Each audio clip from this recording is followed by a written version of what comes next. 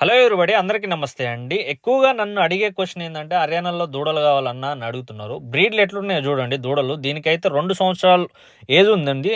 Ring quality చూడండి, colour చూడండి ఎట్లుందో. అంతే సెకండ్ వన్ వచ్చేసి మీకు 2 సంవత్సరాలన్నర వయసుంది. 2 పళ్ళ మీద ఉంది దూడ.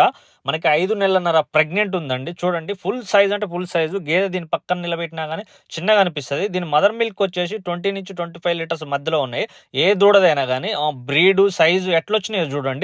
మదర్‌ని, ఫాదర్‌ని బట్టే ఇవి ఇంత సైజులో వస్తాయి. అంతే రింగ్ క్వాలిటీ కూడా అంతే వస్తది. మీకు మూడోది చూడండి.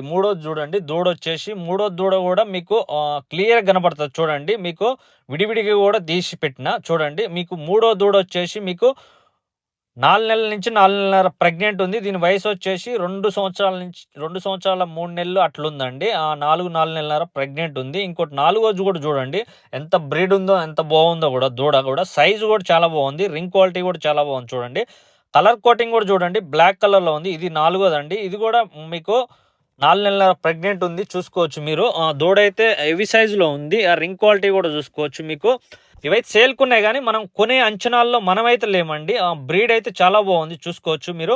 రేట్లొచ్చేసి 1,50,000 నుంచి 2,00,000 మధ్యలో ఉన్నాయి ఒక్క దూడది. మీరు ఒక్కసారి ఇలాంటి దూడలు కొని పెట్టుకుంటే మనకి ఫస్ట్ లాక్టేషన్‌ని 7-8 లీటర్ల మధ్యలో అవుతది. మీ డైరీ కూడా సక్సెస్